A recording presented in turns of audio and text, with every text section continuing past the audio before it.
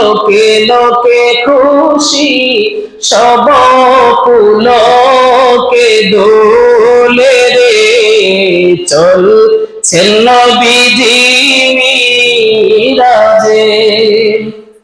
আল্লাহর হাবিব সাল্লাল্লাহু আলাইহি ওয়াসাল্লাম বললেন, যেদিন আল্লাহ রাব্বুল আলামিন আমাকে এই দুনিয়ার জমিন থেকে আরশ পর্যন্ত নিয়ে যাবেন, হযরত জিবরাইল আলাইহিস সালাতু ওয়াস সালাম যখন আমার কাছে আসলেন, আসার পরে যখন আমাকে সিনাসাত করলেন, বক্ষটাকে বিদরণ করলেন, করার পরে উম্মে হানির ঘর থেকে যখন জিবরাইল আমাকে আরশ পর্যন্ত নিয়ে যাওয়ার জন্য বোরাকটা আমার কাছে নিয়ে এসেছেন, জিবরাইল আলাইহিস সালাতু ওয়াস সালাম সেই বোরাকের লাগাম ধরেছেন, আর মিকাইল আলাইহিস সালাতু ওয়াস সালাম ঘোড়ার উপরে যে লোহার গদি ছিল সেটা শিকল ধরেছেন, আর আল্লাহর হাবিব সাল্লাল্লাহু আলাইহি ওয়াসাল্লাম যে জামা কাপড়গুলো পরিধান করেছিলেন, ইসরাফিল আলাইহিস সালাতু ওয়াস সালাম সেগুলোকে সমান ভাঁজে ভাঁজ করে দিয়েছেন। আল্লাহর হাবিব সাল্লাল্লাহু আলাইহি ওয়াসাল্লাম বোরাক নিয়ে জিবরাইল সহ তিনি রওনা করেছেন। কিছু দূর যাওয়ার পরে মক্কার একটি পাহাড়ের উপরে তিনি অবস্থান করলেন।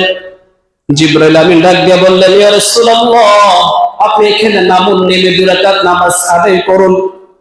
আল্লাহর হাবিব সাল্লাল্লাহু আলাইহি ওয়াসাল্লাম 2 রাকাত নামাজ তিনি আদায় করেছেন। আদায় করার পরে জিজ্ঞাসা করা হলো, ইয়া রাসূলুল্লাহ, আপনি কি জানেন এটা কোন জায়গায়? আল্লাহর হাবিব ডাক দিয়ে বললেন, রে জিবরাইল, আমি বলতে পারবো না এটা কোন জায়গা। জিবরাইল আলাইহিস সালাতু ওয়াস সালাম ডাক দিয়ে বললেন, ইয়া রাসূলুল্লাহ, এটা হচ্ছে পবিত্র মদিনাতুত তাইয়্যিবা। ইনশাআল্লাহ আপনি এই জায়গার মধ্যে মক্কা থেকে হিজরত করে আপনি এখানে আগমন করবেন। আল্লাহর হাবিব বললেন, আমি আবার বোরাকে করে গন্তব্যস্থলে রওনা করলাম। যেতে যেতে কিছু দূর যাওয়ার পরে জিবরাইল আমিন আমাকে বললেন, ইয়া রাসূলুল্লাহ, এখানে নেমে আপনি আবার 2 রাকাত নামাজ আদায় করুন। নামাজ আদায় করলাম, করার পর জিজ্ঞাসা করলাম, রে ভাই জিবরাইল, এটা কোন জায়গা, আমি কোথায় নামাজ আদায় করলাম? আল্লাহর হাবিব সাল্লাল্লাহু আলাইহি ওয়াসাল্লামকে জিবরাইল উত্তর দিলেন, ইয়া রাসূলুল্লাহ, এই জায়গার নাম হচ্ছে তুরে সিনা। হযরত মূসা আলাইহিস সালাতু ওয়াস সালাম এই পাহাড়ের মধ্যে আল্লাহর সাথে সরাসরি কথা বলেছে। আল্লাহর হাবিব সাল্লাল্লাহু আলাইহি ওয়াসাল্লাম বললেন, আমি আবার বোরাকের উপরে উঠলাম। চলতে চলতে আবার কিছু দূর যাওয়ার পরে জিবরাইল আলাইহিস সালাতু ওয়াস সালাম আবার বললেন, আল্লাহর রাসূল, আপনি এখানে নেমে আবার 2 রাকাত নামাজ আদায় করুন। আল্লাহর হাবিব সাল্লাল্লাহু আলাইহি ওয়াসাল্লাম জিবরাইল আলাইহিস সালাতু ওয়াস সালামের কথা অনুযায়ী তিনি আবার 2 রাকাত নামাজ আদায় করেছেন। আদায় করার পরে বলল, ইয়া রাসূলুল্লাহ, এই জায়গার নাম হচ্ছে বাইতুল্লাহ। এখানে হযরত ঈসা আলাইহিস সালাতু ওয়াস সালাম জন্মগ্রহণ করেছেন। আল্লাহর হাবিব কি আল্লাহ পাক দেখেন এই একটি রজনীতে কত কিছু দেখার সৌভাগ্য আল্লাহ পাক তাকে দান করেছেন। আল্লাহর হাবিব সাল্লাল্লাহু আলাইহি ওয়াসাল্লাম বললেন, যেতে যেতে এখন আবার কিছু সামনে অগ্রসর হলাম। হঠাৎ করে দেখলাম কে যেন আমার ডান দিক থেকে ডাকতেছে, ইয়া মুহাম্মদ, একটু দাঁড়াও, আমার একটা প্রশ্ন জিজ্ঞাসা করার আছে। আল্লাহর হাবিব সেটাকে কোনো সাড়া দিলেন না। আবার বাম দিক থেকে কে যেন ডাকতেছে, ও মুহাম্মদ, একটু দাঁড়াও, একটা প্রশ্নের জবাব আছে। আল্লাহর হাবিব সাল্লাল্লাহু আলাইহি ওয়াসাল্লাম সেই দিকে তিনি ভ্রুক্ষেপ করলেন না, লক্ষ্য করলেন না। কিছু দূরে যাওয়ার পরে জিবরাইলকে প্রশ্ন করলেন, রে ভাই জিবরাইল, আমার ডান দিক থেকে কিসের আওয়াজ এসেছে আর বাম দিক থেকে কিসের আওয়াজ এসেছে? হযরত জিবরাইল আলাইহিস সালাতু ওয়াস সালাম ডাক দিয়ে বললেন, ও রাসূলুল্লাহ, যে লোকটা আপনাকে ডান দিক থেকে ডাক দিয়েছে ওইটা ছিল খ্রিস্টানদের একটি আওয়াজ। আপনি যদি এই ডাকে সাড়া দিতেন, আপনার অধিকাংশ উম্মতরাই খ্রিস্টান হয়ে যেত। আর আপনি যে বাম দিক থেকে আওয়াজ শুনেছেন ওইটা হচ্ছে নাসারাদের একটি আওয়াজ। আপনি যদি সেই ডাকে সাড়া দিতেন, আপনার উম্মতরা ইহুদি হয়ে যেত। নাউজুবিল্লাহ। আল্লাহ রাসূল তিনি ডাকে সাড়া দেন নাই। জিবরাইল আমিন বললেন যে, ইয়া রাসূলুল্লাহ, আপনি ডাকে সাড়া না দিয়ে আপনি ভালো করেছেন। আল্লাহর হাবিব সাল্লাল্লাহু আলাইহি ওয়াসাল্লাম তাকে তো আল্লাহ এত বড় শান মান তাকে আল্লাহ দান করেছেন। আবার চলতে চলতে যখন কিছু দূর গেলেন, দেখলেন এক সুন্দরী রমণী সাজু বধূ পরে সামনে দাঁড়িয়ে আছে, বলতেছে, ও মুহাম্মদ, আমার একটা প্রশ্ন তোমার কাছে জিজ্ঞাসা করার আছে, তুমি একটু দাঁড়াও। একটা রমণী খুব সুন্দর করে সাজুগুজু করে আমার নবীর সামনে দাঁড়িয়েছে নবীর একটা কথা শোনার জন্য। আল্লাহর হাবিব সাল্লাল্লাহু আলাইহি ওয়াসাল্লাম সেটাকে সাড়া দিলেন না। কিছু দূর যাওয়ার পরে প্রশ্ন করলেন, রে ভাই জিবরাইল, আমাকে যে মহিলাটা সুন্দর করে সাজুগুজু দাঁড়িয়ে আমাকে প্রশ্ন করেছে, এটার মানে কি? জিবরাইল উত্তর দিলেন, ইয়া রাসূলুল্লাহ, যেই মহিলা এত সুন্দর করে সাজুগুজু করে দাঁড়িয়েছে আপনার সাথে কথা বলার জন্য, এটা দুনিয়া মানুষের মহিলার বেশ ধরে আপনার কাছে এসেছে। আপনি যদি এই মহিলার কথা শুনতেন, সাড়া দিতেন, আপনার অধিকাংশ মুমিন, আপনার অধিকাংশ উম্মত দুনিয়ার পিছে লেলিয়ে করে দিত। আপনার অধিকাংশ উম্মত দুনিয়ার পিছে ছুটতো, আপনি এই ডাকে সাড়া দেন নাই, আপনি এখানেও ভালো করেছেন। এভাবে যেতে যেতে যেতে যেতে নবী আসা দূর পর্যন্ত যাওয়ার পর্যন্ত কত কিছু আল্লাহ পাক নবীকে দেখিয়েছেন। আল্লাহ হাবিব সাল্লাল্লাহু আলাইহি ওয়াসাল্লাম এই যে তিনি দুনিয়ার মক্কার জমিন থেকে বাইতুল মাকদাস সেখান থেকে শুরু করে যেতে যেতে আরশ আজিম পর্যন্ত গিয়েছেন। পৃথিবী আল্লাহ পাক, আমি গত জুমায় বলেছিলাম কেন আল্লাহ পাক নবীকে দুনিয়ার জমিন থেকে এত উপরে নিয়ে গেছেন, কয়েকটি কারণ।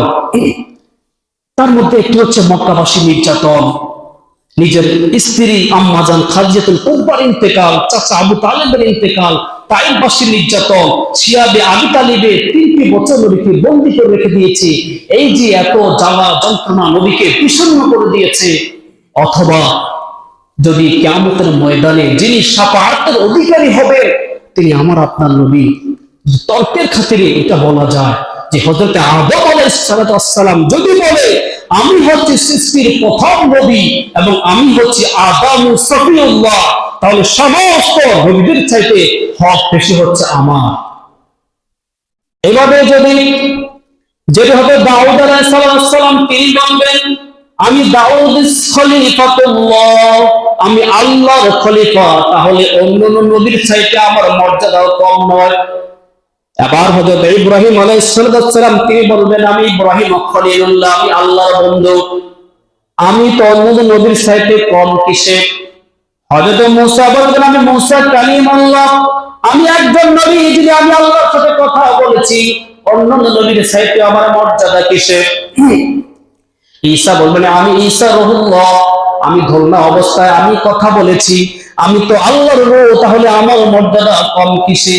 এভাবে প্রত্যেকটা নবী যদি এক একটা তাদের বৈশিষ্ট্যের কথা আলোচনা করে কেউ কারো থেকে কম নয়।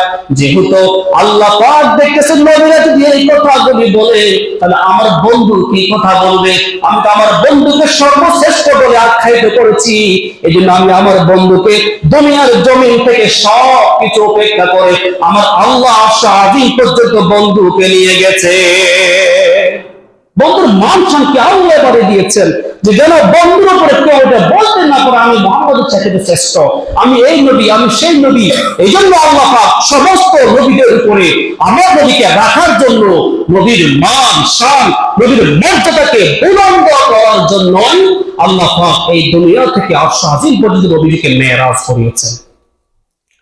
আল্লাহর হাবিব সাল্লাল্লাহু আলাইহি ওয়াসাল্লাম তিনি বললেন যেতে যেতে আমি আবার কিছু দূর যাওয়ার পরে দেখতেছি কিছু মানুষ সবুজ ক্ষেতে তারা বীজ বপন করতেছে।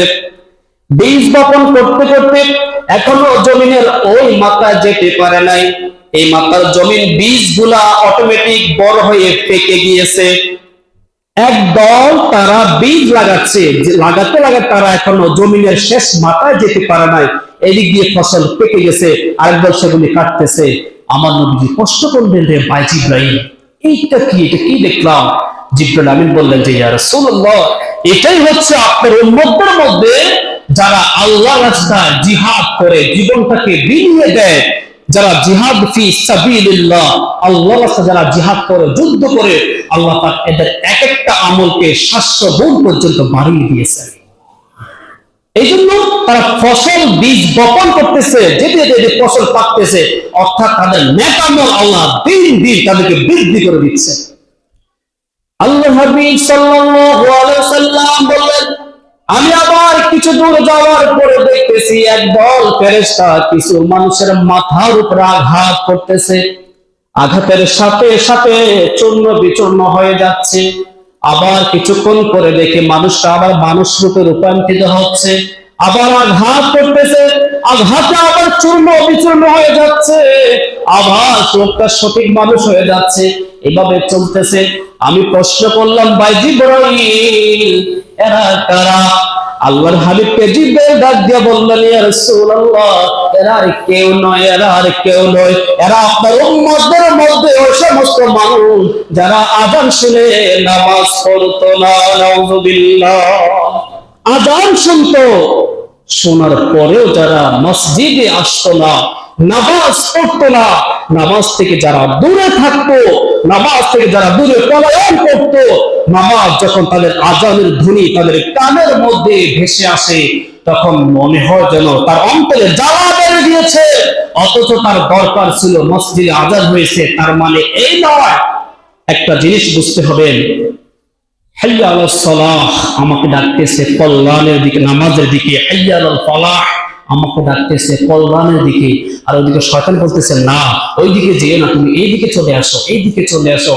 ওই অবস্থায় আপনার ঈমানের পরীক্ষা হয়ে যায়। আল্লাহ ডাকতেছে কল্যাণের দিকে আসো, শয়তান ডাকতেছে এই দিকে আসো। আপনি কোন দিকে যাবেন? আপনি এই দিকে আসলে আপনি আল্লাহকে খুশি করলেন, ওই দিকে গেলে আপনি শয়তানকে খুশি করলেন, আপনি শয়তানকে বিজয় লাভ দান করে দিলেন। তাহলে ওই অবস্থায় আপনার ঈমানের পরীক্ষা হয়ে যায়, আমি কোন দিকে যাব? আমি কি আল্লাহকে খুশি করব নাকি আমি শয়তানকে খুশি করব? বললেন যে, ইয়া রাসূলুল্লাহ, কিয়ামত পর্যন্ত তাদেরকে এই শাস্তি দেওয়া হবে, তাহলে নামাজ না পড়লে আমার আপনাকে শাস্তিটা ভোগ করতে হবে। আল্লাহর হাবিব সাল্লাল্লাহু আলাইহি ওয়াসাল্লাম বললেন, কিছু দূর যাওয়ার পরে দেখতেছি বিশাল একটা সাগর, সেখানে দেখছি শুধু লাল রক্ত আর রক্ত। একদল মানুষ সাঁতার কাটতেছে, সাঁতার কাটতে কাটতে যখন তার নদীর কিনারার মধ্যে চলে আসে, উপর থেকে পাথর মেরে মেরে এদেরকে আবার মাঝখানের দিকে তাড়িয়ে দেওয়া হচ্ছে। প্রশ্ন করলাম, রে ভাই জিবরাইল, এরা কারা? কোন অপরাধে অপরাধী? জিবরাইল ডাক দিয়ে বললেন, ইয়া রাসূলুল্লাহ, এরা আপনার উম্মতের মধ্যে ওই সমস্ত ব্যক্তি যারা দুনিয়ার মধ্যে সুদের কাজ কারবার করত। এরা সুদের মধ্যে এত নিমগ্ন ছিল, সুদ খেতে খেতে তারা ভালো মন্দ বিবেচনা করে নাই। ওই যে সাঁতার থেকে তারা সাঁতার কাটতে চায় উপরে ওঠার জন্য, কিন্তু তারা উঠতে পারবে না, কখনো উঠতে পারবে না। কিয়ামত পর্যন্ত তাদেরকে এইভাবে শাস্তি দেওয়া হবে। যারা সুদের সাথে সম্পর্ক আছে, যারা সুদে লেনদেন করে, কাজ কর্ম করে, আমার রাসূল বলে গেছেন তারা কখনোই আল্লাহর জান্নাত পাবে না, তাদেরকে আল্লাহ জাহান্নামে দান করে দিবেন। নাউযুবিল্লাহ। তাহলে বুঝতে হবে আজকে সমাজের মধ্যে অনেক মানুষ সুদের সাথে জড়িত। কেউ এক একজন এটাকে এক এক নামে পরিবর্তন করে। আপনি যত নামে পরিবর্তন করুন, আপনি যত চালাকি করুন, আপনার আল্লাহর সাথে চালাকি করে কেউ পার পাবো না, কেউ পার পাবো না। আপনি যেভাবেই হোক, আপনি সামান্য সুদ খান আর বেশি খান, আপনি যতই মানসিক খাটান আর বুদ্ধি খাটান, যুক্তি দেন, কোনো লাভ হবে না। আল্লাহর সাথে এগুলি চলবে না। নবীজি এইভাবে বহু দেখেছেন। আল্লাহর হাবিব আরেকটু সামনে অগ্রসর হয়ে দেখলেন কিছু মহিলাকে দুধের স্তনের যে বোটা রয়েছে, বোটার মধ্যে শিকল দিয়ে উপর দিকে ঝুলন্ত অবস্থায় রেখে দেওয়া হয়েছে। আবার নিস্তম্ভ অর্থাৎ পিছনের জায়গা দিয়ে লোহার রশি দিয়ে শিকল দিয়ে ঝুলন্ত করে রাখা হয়েছে। কি করুণ অবস্থা! স্তনের বোটার ধরে যদি রশিদে লাগানো হয়, কি অবস্থা! আমার নবী ডাক দিয়া বললেন, ভাই জিবরাইল, এদের কি শাস্তি? আল্লাহর হাবিবকে জিবরাইল উত্তর দিলেন, ইয়া রাসূলুল্লাহ, এই সমস্ত মহিলাদেরকে এজন্যই শাস্তি দেওয়া হচ্ছে, এরা নিজের স্বামীর জন্য সাজুগুজু করতো না, পর পুরুষকে সাজুগুজু দেখানোর জন্য সাজুগুজু করত। নিজের স্বামীকে একটু ভালো করে সেজে শুধু সে দেখাতো না। পর পুরুষ কোথাও যাবে, হাট বাজারে যাবে, বিভিন্ন অনুষ্ঠানে যাবে, সে অন্য পুরুষকে তার সৌন্দর্য দেখানোর জন্য কত সুন্দর সাজুগুজু করে। যেই লোক, যে মহিলাগুলি নিজের স্বামীকে না দেখিয়ে অন্য কোন পর পুরুষকে তার সৌন্দর্য দেখাবে, অন্য কোন পুরুষকে তার চেহারা দেখাবে, অন্য কোন পুরুষের সাথে ওঠা বসা লেনদেন হবে, জিবরাইল বলতেছেন, ইয়া রাসূলুল্লাহ, কিয়ামত পর্যন্ত এদেরকে শাস্তি দিতে দেওয়া হবে। কিয়ামত পর্যন্ত ওরা শাস্তিতে নিমগ্ন হবে। আপনার উম্মতদের মধ্যে অনেক মহিলা এই কাজটা করে থাকে, তারা নিজের স্বামীর জন্য সাজুগুজু করে না, পর পুরুষের জন্য সাজুগুজু করে। তাহলে বুঝতে হবে শুধু পুরুষ না, নারী সবাইকে আল্লাহ ওই দিন শাস্তি দিয়েছেন, এক একজনকে এক এক প্রকারের। আল্লাহ পাক সেদিন রাসূলকে সব দেখিয়ে দিয়েছেন। এইভাবে তিনি প্রত্যেকটা গুনাহ করলে কি শাস্তি, মদ খাইলে কি শাস্তি, ডাকাত লুটপাট করলে কি শাস্তি, মানুষ মারলে কি শাস্তি, এইভাবে ওই দিন রজনীতে আল্লাহ পাক নবীকে সব দেখিয়ে দিয়েছেন। তো সম্মানিত শুধু সর্বোপরি কথা হচ্ছে আল্লাহর হাবিব সাল্লাল্লাহু আলাইহি ওয়াসাল্লাম যখন এই যে দুনিয়ার সব কিছুকে ভেদ করে আরশ আজিম পর্যন্ত গিয়েছেন, যাওয়ার পরে আমার আপনার জন্য 5 ওয়াক্ত নামাজ তিনি আদায় করেছেন, আর নামাজ হাদিস স্বরূপ নিয়ে এসেছেন। এই যে নামাজ এত বড় একটা বিশাল নিয়ামত, এই যে নামাজ মুমিনের মেরাজ, as-salatu mi'rajul মুমিনিন, নামাজ হচ্ছে মুমিনের মেরাজ। যেহেতু আমি আপনি কখনো আল্লাহ তাকে ধরতে পারবো না, দেখতে পারবো না, অন্তরেও তাকে আমরা ম্যাপ করতে পারবো না আল্লাহ কি রকম, আল্লাহ কেমন, যেহেতু আল্লাহকে আমরা কল্পনা কেউ অনুধাবন করতে পারবো না, সেই আল্লাহর সাথে মেরাজ হচ্ছে আমাদের নামাজ। রাসূল বলেছেন তুমি এমন ভাবে নামাজ পড়ো যেন তুমি আল্লাহকে দেখতেছো। যদি তুমি এটা ভাবো যে তুমি আল্লাহকে দেখতেছো না, তবে এই বিশ্বাস রাখো আল্লাহ তোমাকে দেখতেছে। এক লোক সাইয়েদনা হযরতে বেরলভী রাহমাতুল্লাহ আলাইহি প্রশ্ন করলেন যে হুজুর, সাহাবীদের নামাজ কিরকম ছিল, সাহাবায়ে কেরাম কেমনে নামাজ পড়তেন? তখন সৈয়দ আহমদ বেরলভী রাহমাতুল্লাহি আলাইহি একটা ধমক দিয়ে বললেন, যাও বেটা পরে এসো। যখন রাত্র হলো, সৈয়দ আহমদ বেরলভী রাহমাতুল্লাহি আলাইহি আস্তে আস্তে করে ওই লোকটার বাড়িতে গেছে, দেখতেছে লোকটা ঘুমাচ্ছে। বলছে, এই বাবা তুমি ঘুমাচ্ছ, ওঠো, তুমি ওঠো। বলছে তুমি সুন্দর করে আল্লাহর জন্য তুমি ওযু করে আসো। আবার ডাক দিছে, এই বাবা শোনো, তুমি আল্লাহর জন্য খাস করে ওযু করে আসো। লোকটা ওযু করতে গিয়েছে, ওযু করেছে, আমার ওযুটা সুন্দর হয় নাই, আবার ওযু করেছে, মনে হয় আমি নাক পরিষ্কার করে নেই, আবার ওযু করেছে, মনে হয় আমি হাতটা ধুইতে পারি নাই। এইভাবে অনেকবার ওযু করতে করতে মানে তার তৃপ্তি আসতেছে না যে আমার ওযুটা পরিপূর্ণ হয়েছে, অনেকবার ওযু করেছে। করার পরে আবার তিনি নামাজ দাঁড়িয়েছেন, 2 রাকাত নামাজ যখন পরে তিনি সালাম ফিরিয়েছেন, তার মনে একটু কেমন করতেছে, নামাজটা সুন্দর হয় নাই। আবার আপনি নিয়ত করেছেন, আবার নামাজ পড়েছেন, তিনি আবার বলতেছেন আমার মনে হয় সূরা ফাতিহাটা ভুল হয়েছে, আবার নিয়ত করেছেন, আবার নামাজ পড়েছেন। তিনি আবার ভাবতেছেন হয়তো আমার তেলাওয়াতটা শুদ্ধ হয় নাই।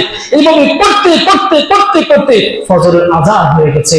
আযান হওয়ার পরে তিনি দেখলেন কে যেন পিছন দিকে তার কাঁধে হাত দিলেন। দেখলেন ওই যে সাইয়েদ আহমদ বেরলভী। তিনি বলছেন, বাবা তুমি নামাজ পড়েছো? বলছে, হুজুর নামাজ পড়েছি, তৃপ্তি পাই নাই। নামাজ পড়তে পড়তে পড়তে ফজরের আযান হয়ে গেছে। বললেন, বাবা এটাই হচ্ছে সাহাবীদের নামাজ, এটাই সাহাবীদের নামাজ। সাহাবীরা নামাজ পড়ার পরে আরো বেকুল পারা হয়ে যেতেন, আমার তৃপ্তি হয় নাই, আমি আবার নামাজ পড়বো। নামাজ পড়েছে, আবার বেকুল পারা, মনে হয় আমার নামাজটা শুদ্ধ হয় নাই, আবার নামাজ পড়েছে, সুন্দর করে খুদু খুশু রুকু সাজদা সুন্দরভাবে আদায় করতে করতে ফজর পর্যন্ত হয়ে যেত। যে লোকগুলি রাত্রে জেগে জেগে ইবাদত করত, যে লোকগুলি রাত্রে না ঘুমিয়ে আল্লাহর জন্য খুশি মনে কেটে দিত, তারাই তো এই পৃথিবী থেকে সোনালী মানুষ হয়ে বিদায় নেয়। তাহলে যেই তো এই 27 রজব, এই রজনীতে আল্লাহ পাক আমার আপনার জন্য পেরবাজির উপরে আমার আপনার জন্য নামাজকে হাদিস স্বরূপ দিয়েছেন। আজকে নামাজ থেকে আমরা কত দূরে পড়ে আছি, অথচ যে নামাজটা হচ্ছে আমার আপনার জন্য মেরাজ। সম্মানিত শুধু আল্লাহর হাবিব সাল্লাল্লাহু আলাইহি ওয়াসাল্লাম এই যে মক্কা থেকে আরশ আজিম পর্যন্ত সফর করেছেন, কত কথা আল্লাহ তাবারক ওয়া তাআলা আয়াতের শুরুতে বলে দিয়েছেন, সুবহানাল্লাযী আসরা বিআবদিহি। সুবহানাল্লাহ, এই সুবহানাল্লাহর কত বরকত! এই আয়াতের মধ্যে আল্লাহ পাক তার নিজের পরিচয়কে তিনি 3 রকম দিয়েছেন। আসলেই কি মেরাজ একটা আজীব ঘটনা, মেরাজ যে আসলে একটা আশ্চর্য বিষয়। আল্লাহ পাক এই আয়াতের মধ্যে তার নিজের পরিচয়টাকে তিনি 3 রকম দিয়েছেন। একটা তো সুবহানাল্লাযী, সমস্ত পবিত্র সে সত্তা, আল্লাযী যিনি, আল্লাযী যিনি, এখানে আল্লাহ তাকে যিনি বলে সম্বোধন করেছেন। আবার বলেছেন আল্লাযী বারাকনা হাওলাহু, আমি আমার বান্দার জন্য চতুর্পাশের নিয়ামত দ্বারা আমরা পরিপূর্ণ করলাম। এখানে আল্লাহ নিজেকে আমরা বলে সম্বোধন করেছেন। আবার শেষে বলতেছেন ইন্নাহু হুয়াস সামিউল বাসীর, ইন্নাহু নিশ্চয়ই, হুয়াল সামি নিশ্চয়ই তিনি,